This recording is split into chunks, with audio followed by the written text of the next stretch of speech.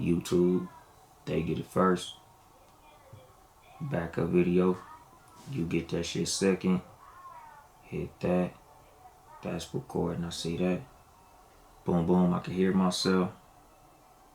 Settings, everything sound good. That's good.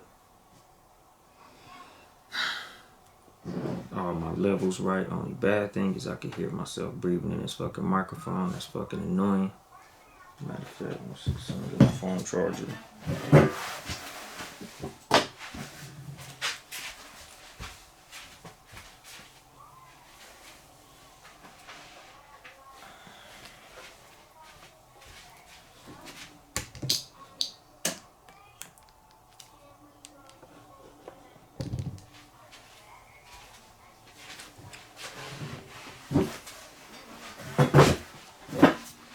To the YouTube viewers, y'all niggas might be able to see I got basketball shorts on. But I had to charge my phone. I must stay organic on the punk bitch.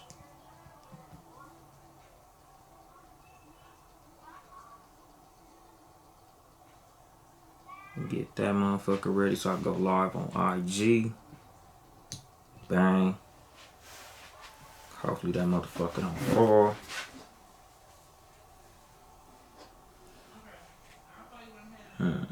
Let's see. Okay, I think that's all ready. Everything ready, fucking Freddy.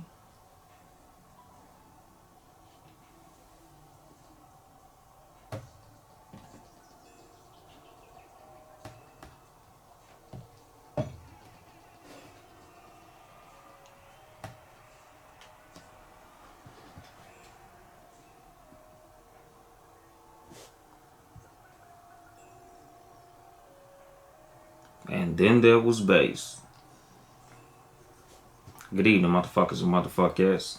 This is your host, Yung Dolemite, of the Too Much Game podcast, live from the Boom Boom Room.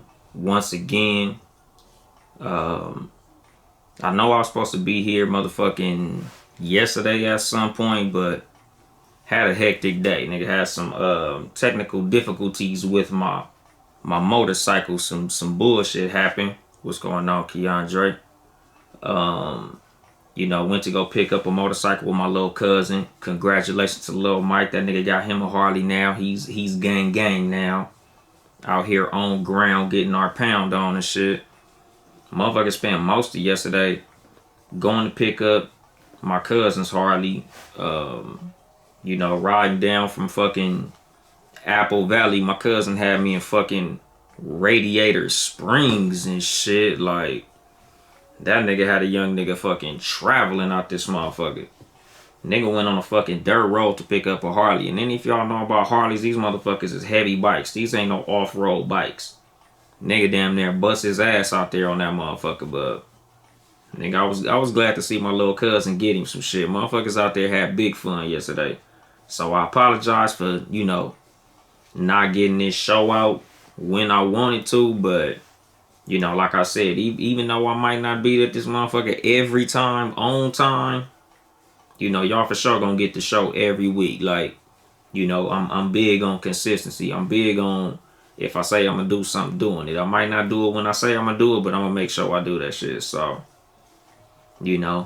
I'm here. But anyway, I think I'm gonna entitle today's episode "Protect Your Spot." I think Ellen she's on verge of cancellation.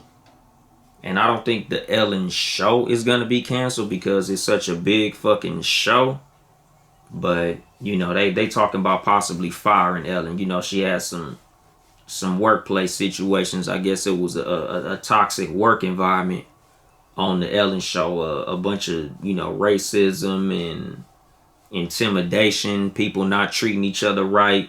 And everybody who knows anything about Ellen DeGeneres, her show or her as a person, she's always like super duper positive. Everything about Ellen is always, dancing and positivity and, giving light to just all things positive. Like, she always got somebody on there being real nice and, you know, saying nice shit, doing nice shit for people. So, you know, to hear all this fucked up shit about Ellen is taking a lot of people back. Like, they really tripping off this shit. And, you know, one of the things that I heard amidst all of the bullshit going on with Ellen was they already had a replacement named for her. That dude who do that fucking taxi cab singing show. I forgot that nigga name. I should have did better research for this shit, but y'all niggas already know, man. I just hear some shit and kick some game about the shit. I don't be doing all the Googles and all that old shit, so I really don't know homeboy name. If y'all know the nigga, y'all know the nigga. He do like a bunch of TV shows. Everybody think he gay, but I think he got like a wife and kids. But anyway, they saying that he might be the dude that replaces her on the show. And it's just, you know, the first thing came to my mind is like, dude, no matter how popular you are, no matter how much people say they like you or say they love you, nigga, your fucking replacement is around the corner. And that goes for any situation that you in, any relationship that you in. Like, nigga, when you gone, the world gonna keep spinning. Like, this is something that motherfuckers been telling me my whole life. Like, as important as you think you are in any situation, when you die, the world gonna keep spinning. When you get fired from your job, somebody gonna get hired. Like, when anything that happened to you, when you gone, somebody's going to replace you. They might not be able to replace you to the degree that you did the job that you was in, but your replacement there, my nigga, you're gonna be replaced. You know, so I'm just like the thought that came to my head as far as Ellen is motherfuckers gotta protect their spot. You know, like you know, in athletics, like in the NBA, like I hear that shit a lot with a lot of basketball players. Like they come and join the team, and sometimes, you know, a lot of them have a veteran player that'll, you know, show them the game, teach them what they supposed to do, tell them about the league. But they also got dudes who ain't gonna tell them shit, or that's gonna tell them the wrong thing, because they looking at this young motherfucker as a dude that came to take their fucking spot. And we all know, ain't nobody trying to train their replacement in any motherfucking thing. Like, a lot of us have been in work situations where you're literally training a person who's there to replace you, possibly. Like, I remember I worked a job like that where a nigga was literally training a supervisor to take his position. He was getting demoted, and he was supposed to train the dude who was taking the spot that he once had. And that nigga was tripping. You know, and back to the last, I think the last episode or the episode before that, where I had mentioned being in situations where you stuck in a job. Like, you want to dip, but you can't dip. They fucking you over and you can't even jet out. That's one of the worst motherfucking positions in the world. Like, you know, that's the definition of motherfucking slavery. And your ass don't want to be in the position of no motherfucking slave. Like, that shit sucks. You know, and that was the little intro and a little long on that shit, because I did kind of want to speak on this Johnathan Isaac situation. You know, the boy Johnathan Isaac, I think he played for the Orlando Magic. You know, the NBA season is back. They in the NBA bubble and all that good old shit. You know, we getting to watch basketball again. You know, everybody in the NBA, you know, Adam Silver been doing his thing. Like, I've been seeing a lot of players with like Black Lives Matter written on their jersey. Some people got like equality, other motherfuckers got like justice, and you know, they let niggas put like little slogans on the back of their jersey. You know, just, you know, social justice type shit. Like, that shit smooth. And during the national anthem at a lot of these games, a lot of the players have been kneeling, you know, making little political statements. Everybody wearing like Black Lives Matter t-shirts and shit like that. You know, and I fuck with that. I like that. I like the fact that Adam Silver is allowing players to have a voice, you know, in matters that go on outside of basketball. That shit is a beautiful thing. But this motherfucker Johnathan Isaac felt like, you know, he wanted to go against the grain a little bit. And it was funny because, like, I was thinking about doing a show about that shit.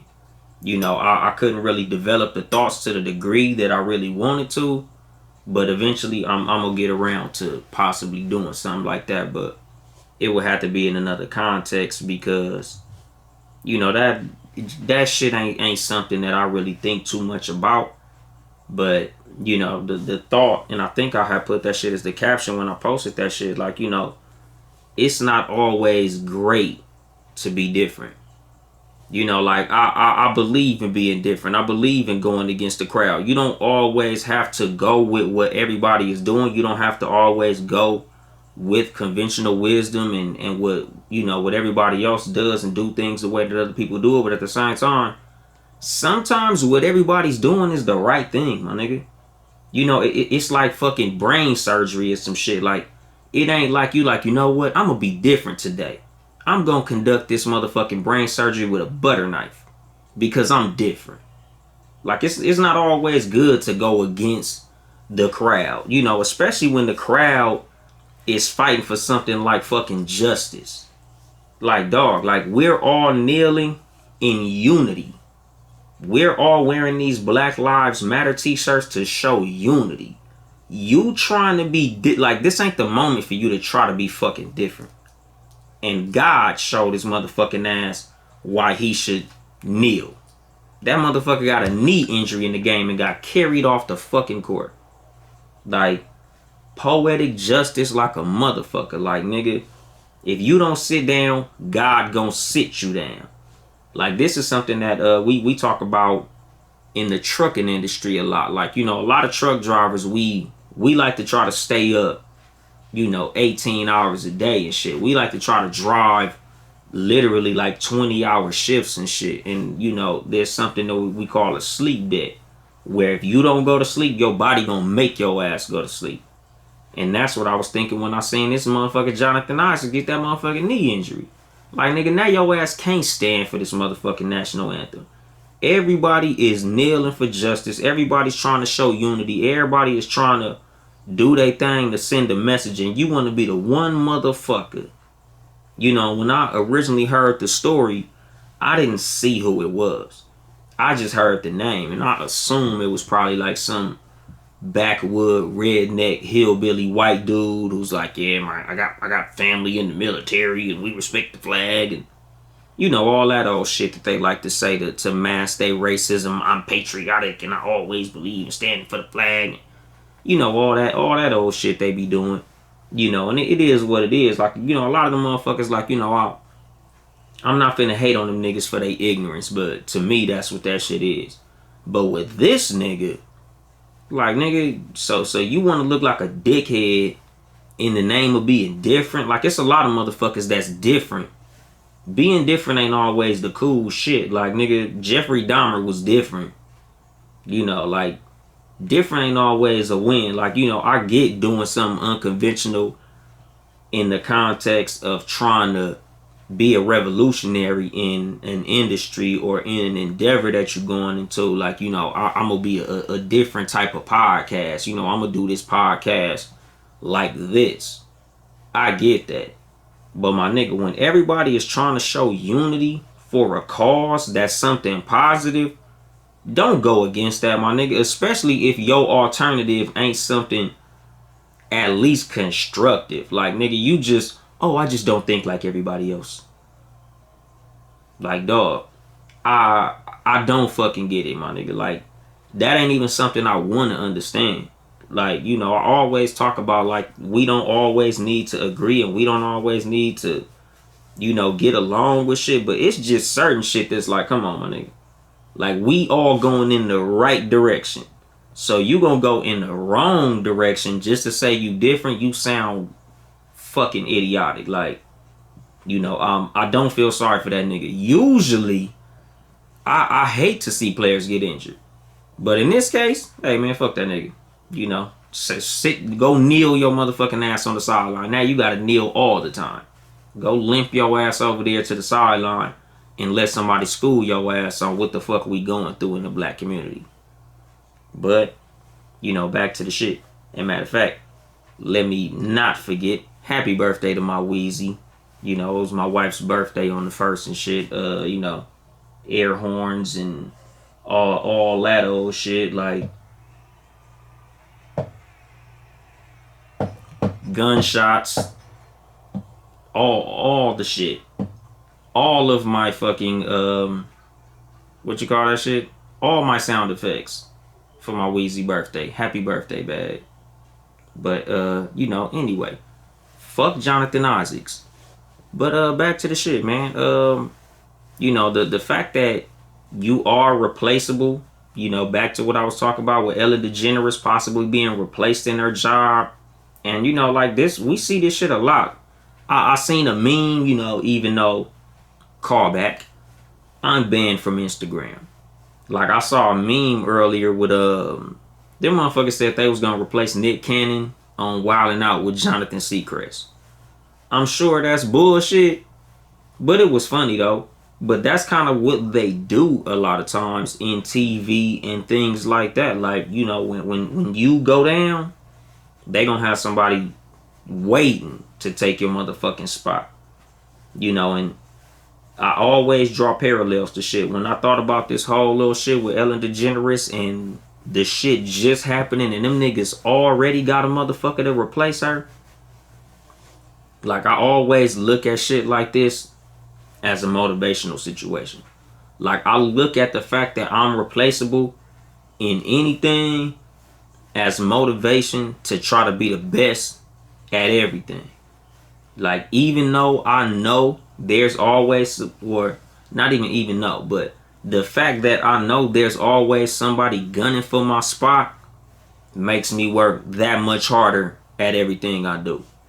Like I always tell motherfuckers when it comes to just my mind frame and my approach to life in general, like, these niggas ain't my fucking competition. Like, I don't feel like I got competition with no nigga. Like, I'm competing against myself. I'm trying to be the best me I can be because the only nigga that I'm competing with is myself. But at the same time, I also understand that everything that I do, there's somebody waiting to take my role in what I do. Whether that be in relationships, whether that be in friendships, whether that be in working environments, whether that be in endeavors outside of work, entrepreneurship, motherfucking podcasting, anything. Any place where you dip out, there's gonna be a person waiting to take your motherfucking spot and fulfill your role in anything. So you should always try to put yourself in a position to at least make enough of a statement that even after you're replaced, motherfuckers gonna still mention your name. Just like with, rest in peace, Kobe Bryant. Like, even though, when he retired from basketball, Nick Young took his spot. But he left such an impression that, and this goes beyond him just passing away. Because if Kobe Bryant was still alive, we still be mentioning Kobe. Just like Michael Jordan is alive and we still mentioning Kobe. Just because somebody can replace you, don't mean they can replace you to the degree that you were there. And a lot of times, outside of the context of basketball, like in a relationship, like, you should always treat your mate like they got a replacement for you in mind. Sadly, a lot of motherfuckers do have a replacement for you in mind. Like, they know who they gonna go fuck with if you fuck up. And that's a scary motherfucking thought. But at the same time, you just have to maneuver as if that is an actual fact, whether or not it be a fact. Because sometimes motherfuckers really only have eyes for you. Some motherfuckers really only want you. They not thinking about nobody else. But like I said, I just use that shit as motivation, because even if a motherfucker is not thinking about nobody else, nigga, somebody else thinking about them. Like, nigga, just cause your woman ain't thinking about no other niggas, trust me, my nigga, there's other niggas looking at your woman. Women, there's other men or other women looking at your man. Like, competition out there, my nigga. Your replacement is out there. Somebody, whether they can replace you or not, wants to. And you should always move accordingly. You should be trying to treat your girl just as good as all them niggas lying in her DM about treating her. It's always a nigga in your girl DM telling her how much better than you he is. Oh man, you know, every day I'm gonna buy you flowers. I'm gonna tell you how beautiful you are, and I'm gonna pay all your bills and pay all your rent. I'm gonna pay your school loans off, and I'm gonna get your nails done. I'm gonna pay for your fucking hair to get done. They're lying, but they trying.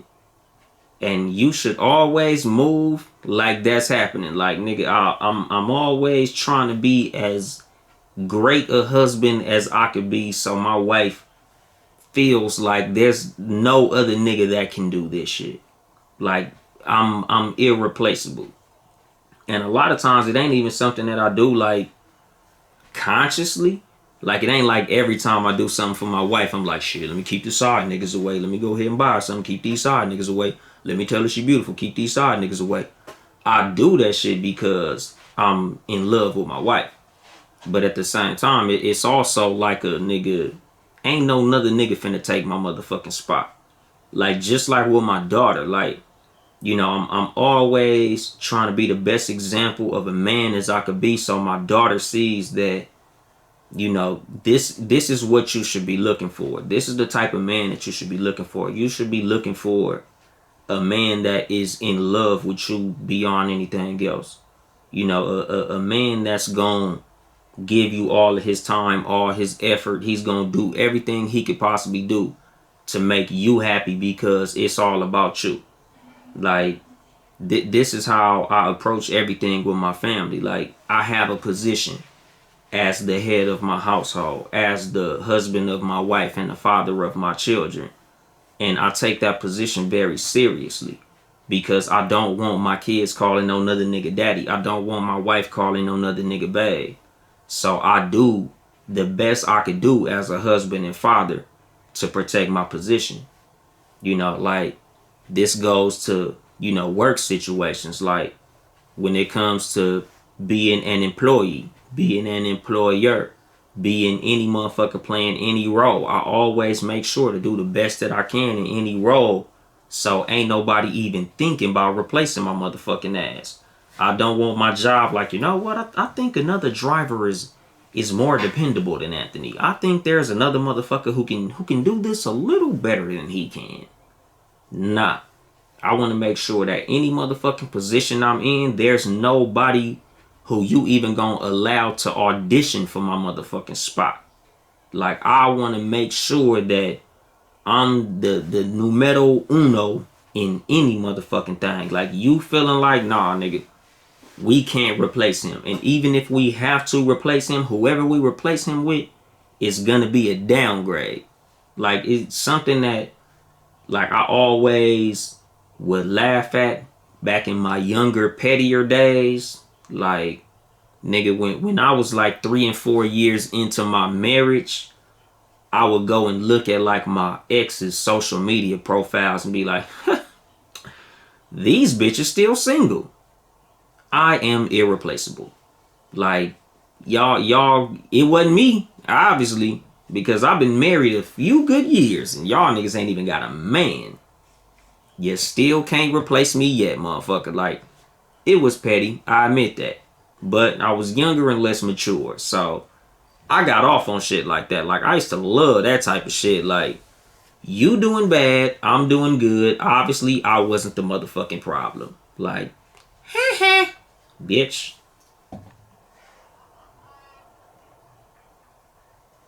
I got a good laugh off that shit. But any motherfucking way, like, you should always try to protect any position that you put in. Like, you should always try to make a statement in any position that you put in. Because, you know, the thing is, a lot of times, your replacement in any position is inevitable. All good things come to an end. A lot of times, you get replaced in situations and it's no fault of your own.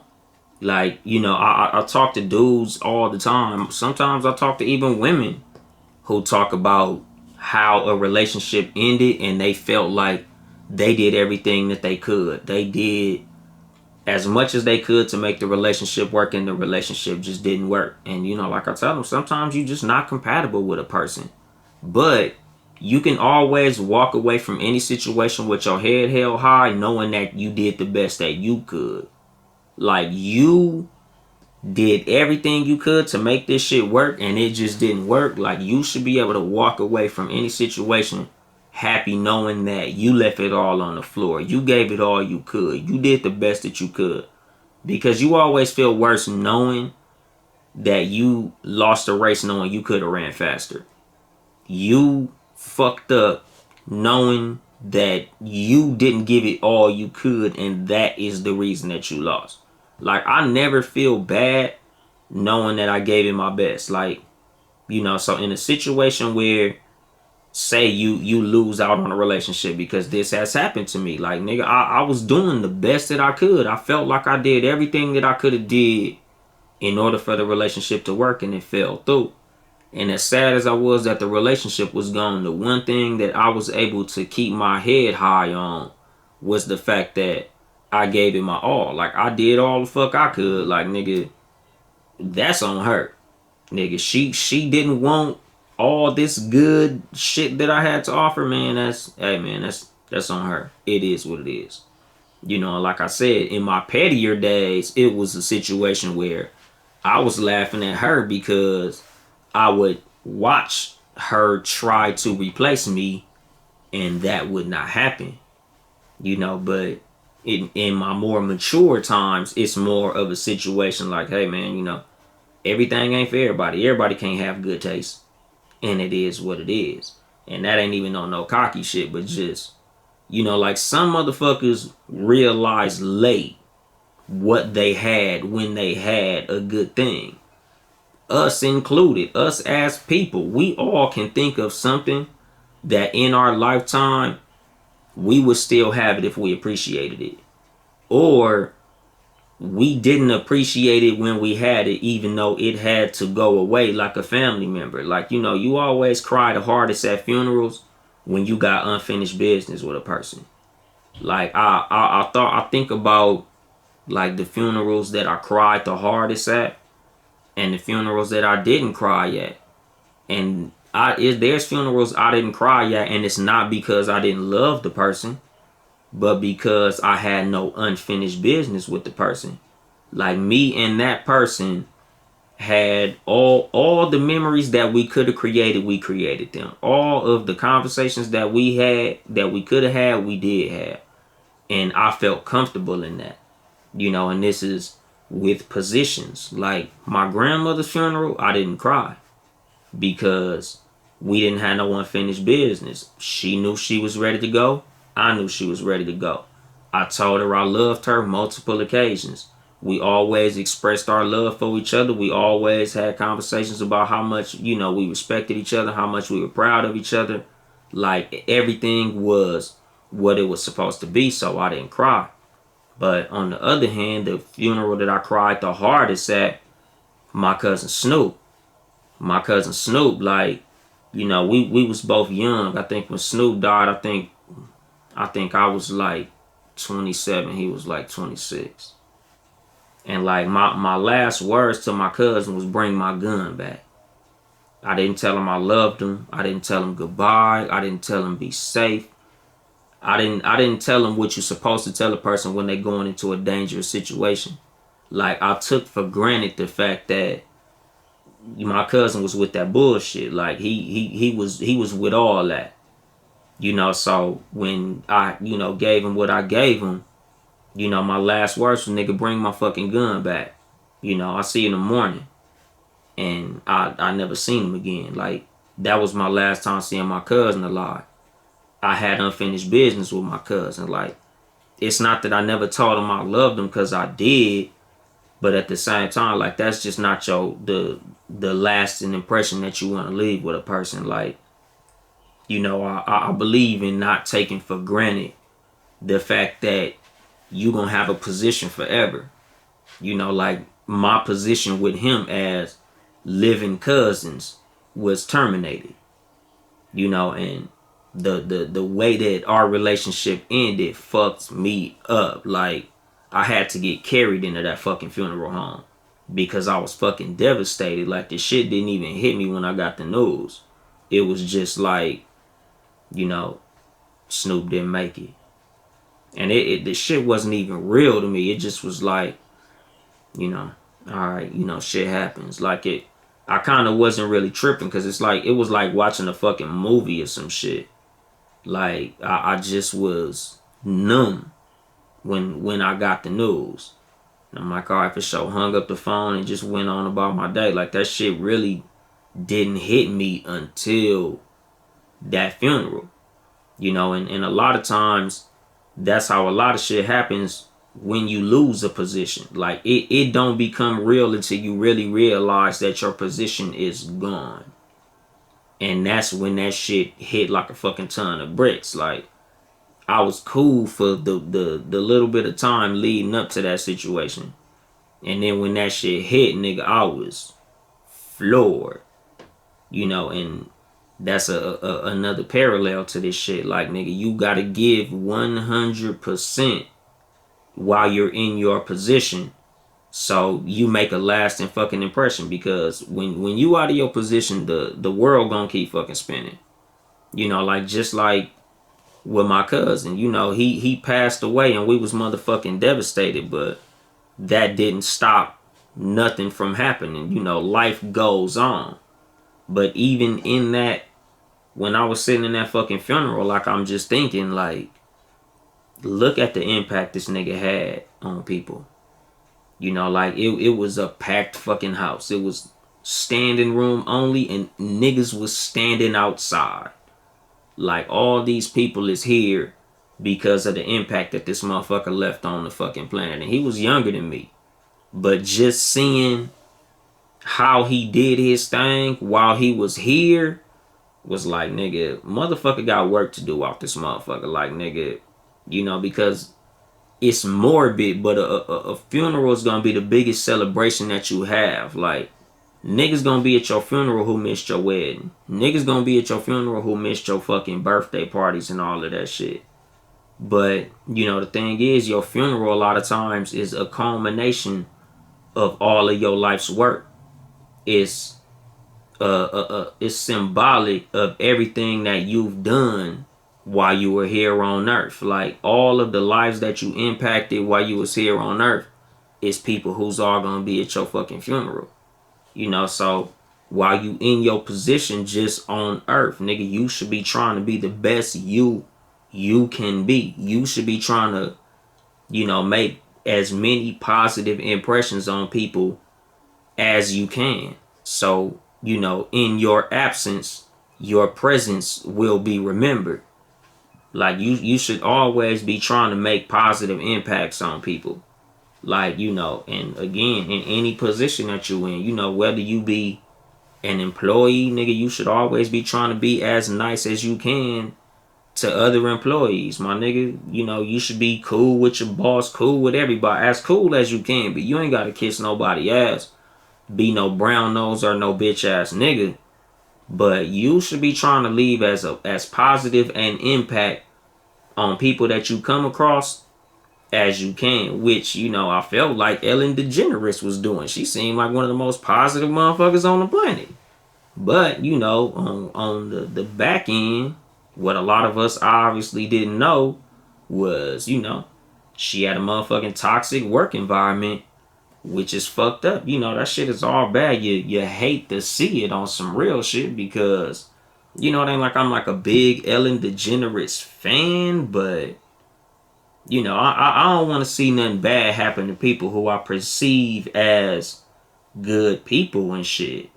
Let me take a sip.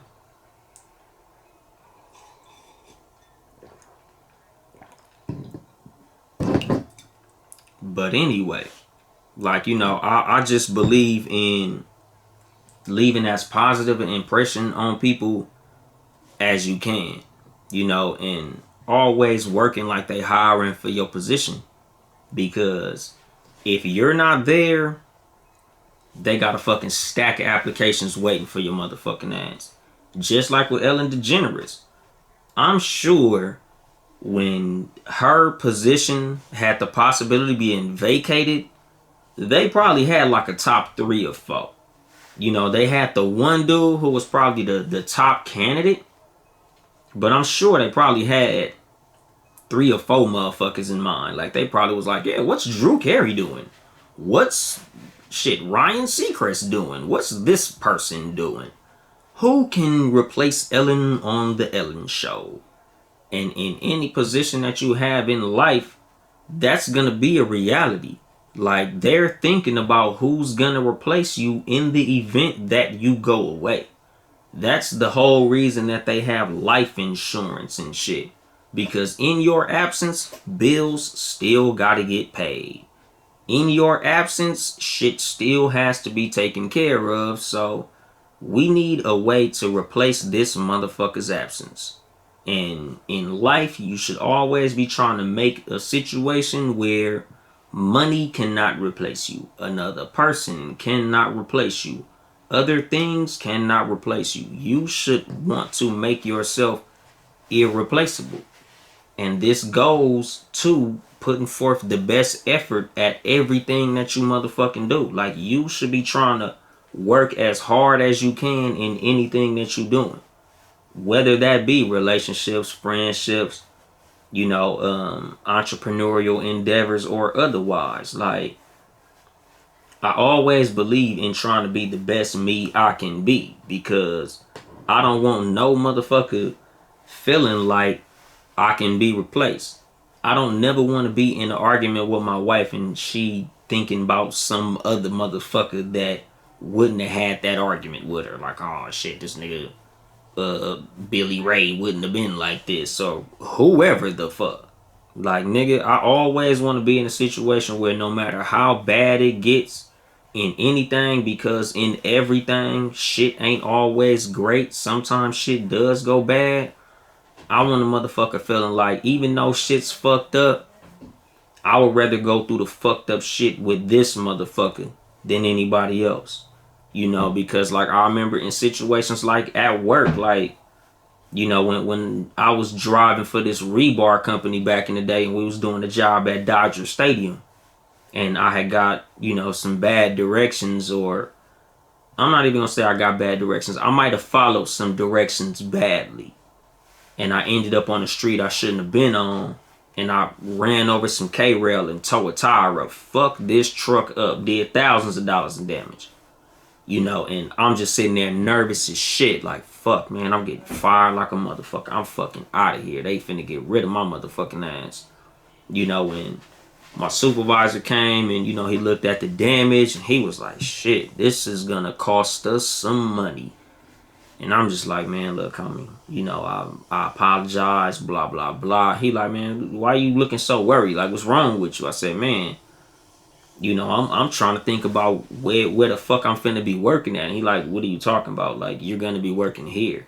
This shit happens. He like, you're our most dependable driver. You never complain. You always work hard. You always get, everything done like you're supposed to. You got nothing to worry about. He was like, if you was one of these employees that we've been waiting to get rid of, yeah, you probably would have been fired. Not even gonna lie to you. We probably would have got rid of your ass, because this is an expensive problem. But at the same time, he just said, you've proven to us that you're a good employee, worthy of us dealing with this situation. Like, your presence is bigger than this situation. So don't even worry about it. You gonna be all right. We not finna get rid of you for this shit. Like, you've done way more good than bad. And this goes to, the protection of your position in any situation. Like, you should always be trying to make sure that you leave a more positive reflection on people than negative. Because when it comes to shit going foul, motherfuckers is way more likely to get rid of you when they know you ain't shit, as opposed to when they understand that you are valuable. Because like I said, shit always go funky. But when shit going funky with a motherfucker who you love, you always get way more passes with a motherfucker that fuck with you. And this goes to, like, I always talk about, like, musicians and shit. Like, a lot of musicians get a way bigger pass than others because they are popular. You know, like Beyonce could say a whole lot of shit that will get I don't know, Saweetie or some shit, whatever her name is, canceled. Or what's on girl? Doja Cat. Like there's certain motherfuckers that ain't got the pass that other motherfuckers got. Because other motherfuckers have created relationships. They've created a reputation. They've created an aura that makes them way less replaceable than other people. You know, like we hear this a lot. We see a lot of this shit in memes, in relationships, in situations in general when talking to third parties about, you know, arguments and shit that other motherfuckers have. Like, nigga, just because A and B got away with something don't mean your ass could get away with it because you ain't A or B. You know, like my co-host on Cat vs. Dog was talking about, you know, dark-skinned niggas get away with a lot more shit than light-skinned niggas can get away with her because she like dark-skinned niggas more. And this is just a reality. Like, this ain't even nothing that I judge motherfuckers about because everybody has prejudice.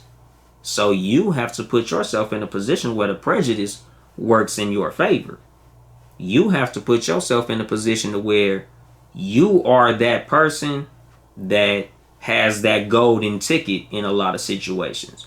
You know, this happens a lot in work environments. You know, all the supervisors got their favorite workers. You know, all motherfuckers in any political position, not just governmental politics, but in normal human politics. You know, job politics, family politics, the politics of friendships, friend groups, you know, just small collectives of people in general, these political circles, where the way that you get down in your social circle, when you have created an environment where motherfuckers really fuck with you tough, you can get away with a lot more.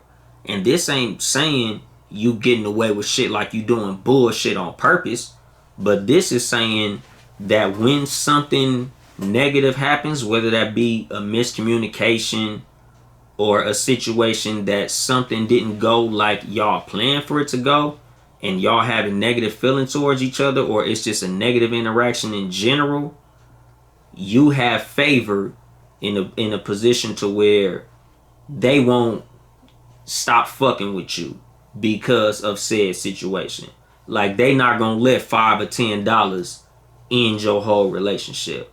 They not gonna let, you know, them hearing something the way that you didn't mean to say it fuck y'all relationship up. You know, they not gonna let your interaction with a person that they don't like fuck y'all relationship up. But when y'all already had negative feelings towards each other, when y'all already was, you know, on the rocks, already kind of wasn't fucking with each other in general, it ain't nothing for them to cut your ass off. You know, like this whole episode is me, you know, basically trying to tell you to make yourself above the cutoff. And I don't have no bunch of like small actionables because, you know, I don't really do that a lot on this show because I feel like a lot of motherfuckers listening to this show already have common sense. You know, a lot of motherfuckers, you already know what the fuck you supposed to be doing. You know, and I tell my homeboys and people who ask me for advice a lot of times, because a lot of motherfuckers that ask for advice are not always asking for you to give them actionable advice. A lot of times they're gonna figure it out on their own. You know, we all know people after we get them advice that's gonna do what they gonna do, whether we tell them to do it or not. A lot of times we give a nigga advice and they do the exact opposite, because a lot of times motherfuckers just ask you for advice to hear your opinion before they go do what the fuck they was gonna do in the first place. So a lot of times I don't really give a whole lot of actionables in this show. I usually just give like basically advice based on a mindset that I feel like you should have before you do something. So when you got the right mindset, that's gonna guide your action. A lot of times when you have the right mindset, that guides the actions that you do. more than me telling you the action to do, if that makes sense to you. Like, I remember, you know, when I used to ride dirt bikes and shit when I was younger, and my dad would always tell me, if you look at something, you're gonna run into it.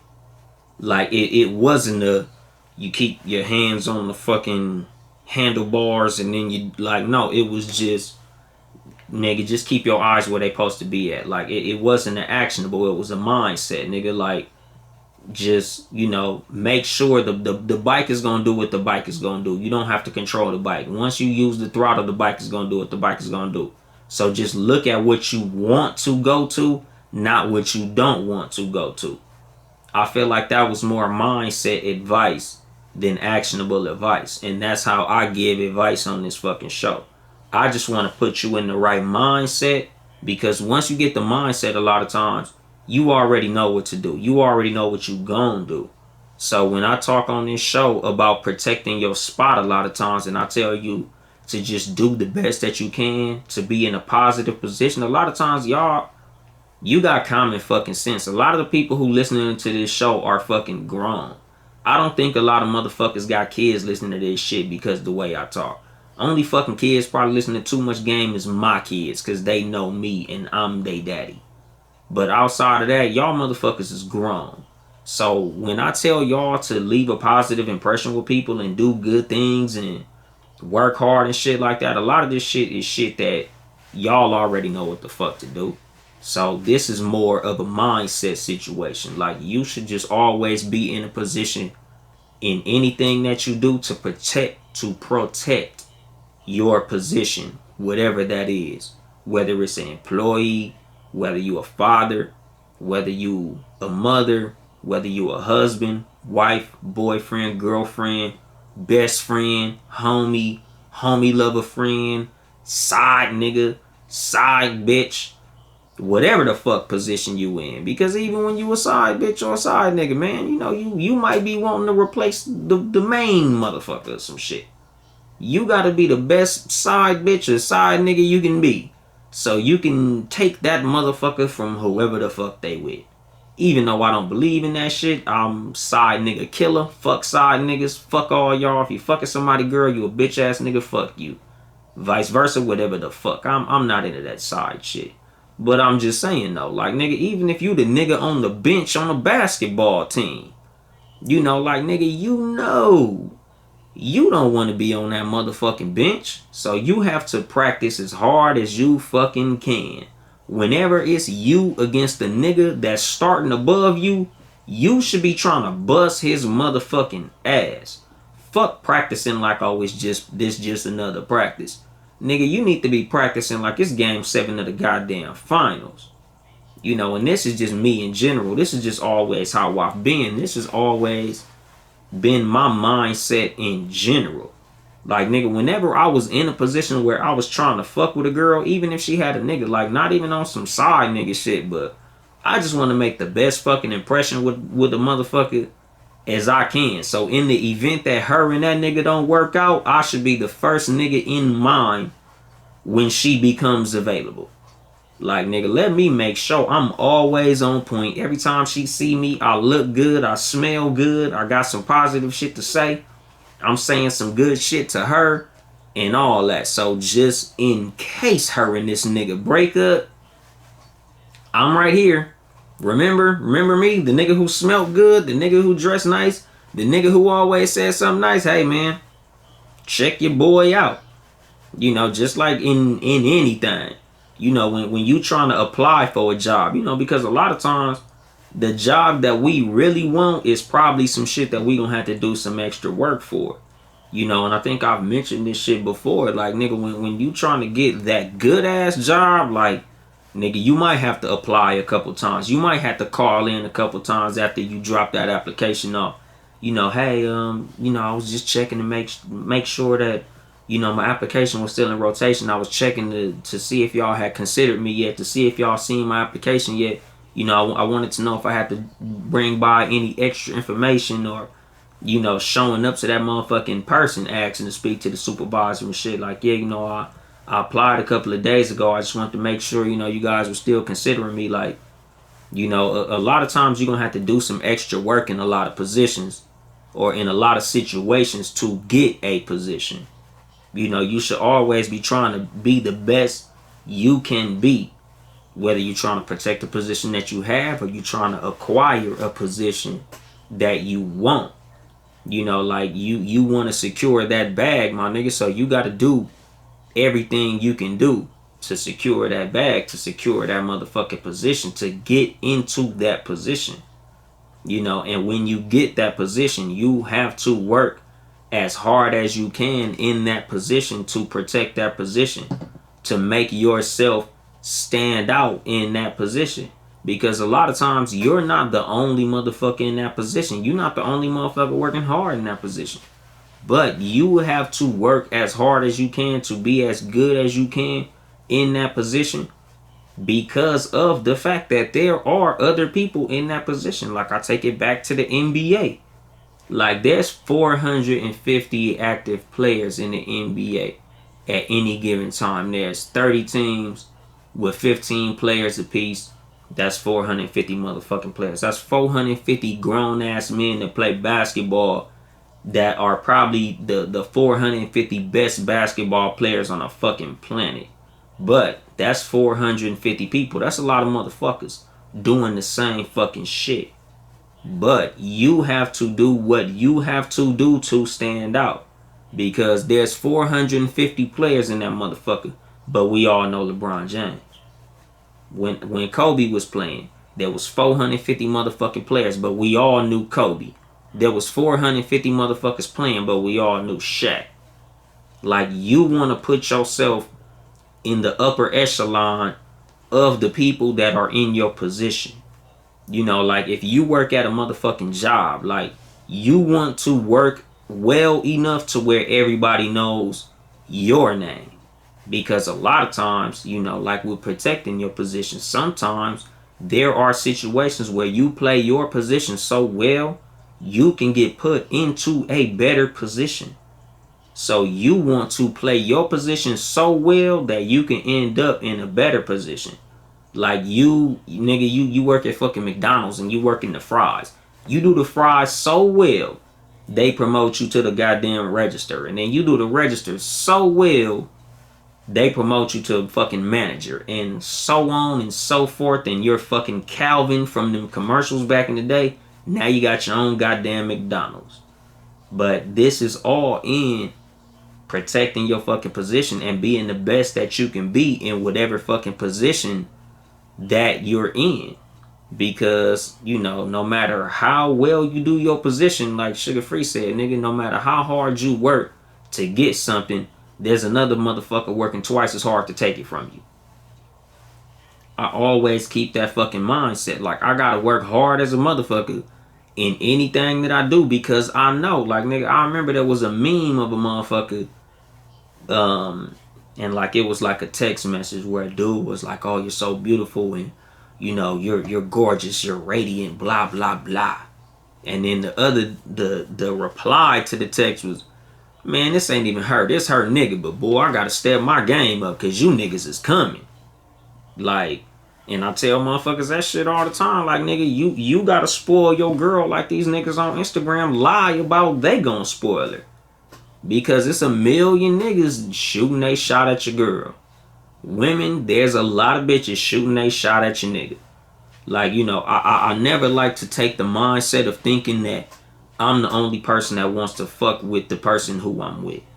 Like, my wife was fine enough for me to try to holler, so it would be stupid for me to assume that nobody else is trying to holler at.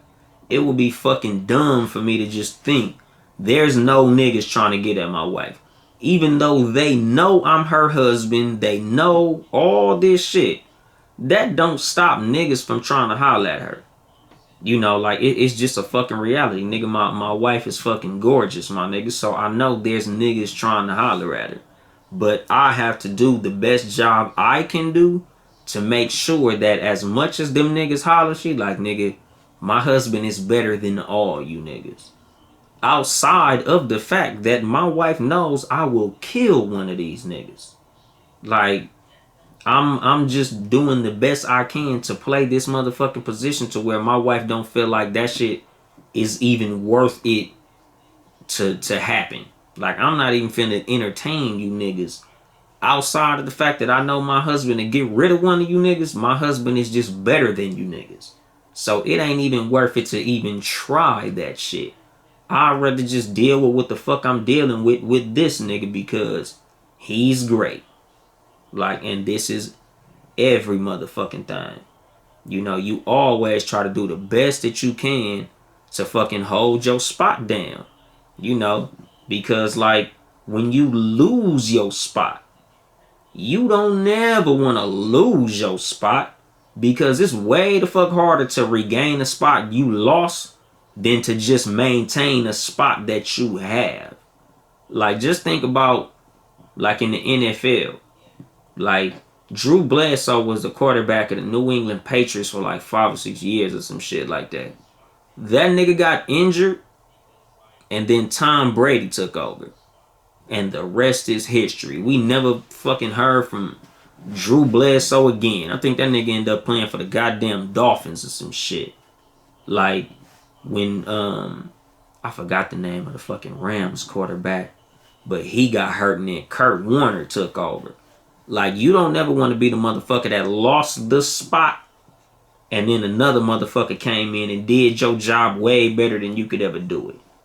You better off just holding on to your spot and being the best you could be, so another motherfucker don't come and take your spot and be amazing at that shit.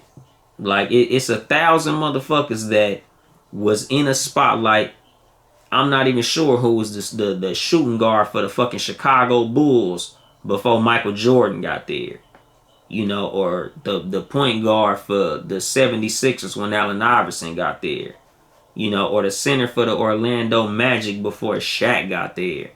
Might have been Ronnie Cycli or some shit, I don't know. But like, you always want to protect your fucking position, because there's always somebody gunning for your fucking spot. You know, a lot of times, no matter where you are in life, to another motherfucker, that shit is an upgrade. Like, just like with you as a person, you want to be in a better position than the position that you are in. And a lot of times, there's already somebody there. Just like you are working very hard to take another motherfucking spot, there's a motherfucker under you working very hard to take your spot. So you should always be trying to work as hard as the fuck you can to protect the spot that you in, and to get the spot that's above you, because there's somebody below you that has the same motherfucking mindset. So you always got to make sure you have that mindset as well. You always got to remember, nigga, no matter how hard you working, there's another motherfucker working twice as hard to take it from you. Whatever the fuck position you in, my nigga, there's somebody hiring. Like, I remember I had a bullshit job too. I had the trash ass job. The reason that I got these motherfucking tattoos on my hands that I've showed thousands of times, because this job was trash. Like, I wanted to quit all the fucking time. But something that the fucking HR lady would come in and tell us in order to, you know, quote unquote, motivate us. It was some fucked up motivation, but it was what it was. Like, she would say, nigga, we got a stack of applications of motherfuckers waiting to replace y'all. Like, y'all come in here and you want to drag your ass and you want to halfway work, and y'all don't want to, you know, go as hard as you can. You don't want to work at 100%. You want to work at 50% and 75% and all this shit. We got a bunch of motherfuckers dying to do your job. You know, and like, to me, the shit was fucked up, but it was something that stuck with me fucking forever, because it applies. You know, it goes beyond just that job, nigga. No matter where you at in life, there's motherfuckers waiting to do what the fuck you doing. There's niggas can't wait to take your girl. There's bitches can't wait to take your man. There's motherfuckers, nigga, you and your girl got 13 motherfucking kids. There's somebody can't wait to be 13 motherfucking step kids. There's somebody who waiting. Like how they say, one man's trash is another man's treasure. The reason that they say one man's trash is another man's treasure is because at one point it was the first man's treasure. He took it for granted and it became his trash. That shit was never no less treasure than it was when the first man got it. But he took it for granted and it became his trash. You know, like just think about used cars. Like the Mercedes that I have. It ain't no brand new motherfucking Mercedes, my nigga. That's not no 2020, 2021. Like I got a used Mercedes, my nigga. But the thing is, to another person that sold it, to him, it had became trash. But to me, it was treasure. It's a fucking Mercedes at the end of the day. It's a nice fucking Mercedes. That motherfucker immaculate. Had 85,000 miles, my nigga. It was practically new. New to me, old to him. But again, it's treasure. To him, it wasn't treasure. To me, this shit was fucking treasure. You know, and I look at positions like that. Like, nigga, your position is treasure. You should treasure your position. You should treat it as treasure. When you upgrade, it could become your trash. But while it is your treasure, you have to treasure it like that. You have to treat it like that. You have to treat every position that you're in as a treasure, because once you take that position for granted, you become trash. And that goes with anything. You take your job for granted, they'll trash your motherfucking ass. You take your girl for granted, she'll trash your motherfucking ass. You treat your friends for granted, they'll trash your motherfucking ass. So you don't want to take no position that you in for granted, or your ass to end up like any of these other motherfuckers who got fired and replaced, and now they watching another motherfucker do they show. You know, so I done said that shit 1,000 times, and I'm gonna say that motherfucking shit again. Protect your motherfucking position. And I'm gonna drop the mic on that shit.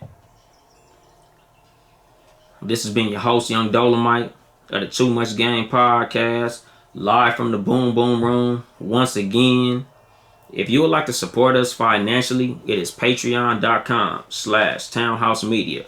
Town E House Media. Support all the Townhouse Media podcasts. CRC 9 other podcasts. Friday nights, 9 p.m. The Talk Flirty podcast. Talk Flirty Tuesdays with just Nikki. You know, that motherfucker be here anytime on Tuesday. You know, just be looking out for the Talk Flirty podcast on Tuesdays. No Rules podcast, Wednesday evenings. Hump days never be the same. Wednesday evenings, 5 p.m. They be live on Facebook and I think live on Spreaker. The Sports for You podcast on Tuesdays with Mark, John Watson, and Nick motherfucking Freeze. They get cracking on Tuesdays. I think they be live. I gotta figure out what time. Like I said, I be forgetting. I got a bad short-term memory. Sundays, the Cat vs. Dog podcast with CJ, Chelsea Perry, the celebrity of Townhouse Media, and of course myself, Yung Dolemite. Sundays, 3 p.m. every Sunday. We do our motherfucking shit. Check us out. And of course, if you hear, you already know, the Too Much Game podcast. Thursdays, I'm supposed to be here. Today, I'm here on a Friday morning. My bad. But for the most part, I'm going to be recording these motherfuckers on Thursdays and be live on Instagram. You know, Instagram live at Too Much Game Podcast. Follow me on Instagram. And on Twitter at Yung Dolemite, YungDolemite. You know, find me on YouTube at the Too Much Game Podcast. Like, comment, and subscribe. Find me on all streaming platforms. You can go to Alexa, say, Alexa, play Too Much Game Podcast. And my shit will start playing. I hope my shit don't do that because I got one in here. But anyway, think that might be it, man. Leave a like, rating, and review on fucking Apple Podcasts or whatever the fuck. That's actually it. I ain't here to help you get bitches. I'm here to help you get better. Too much game.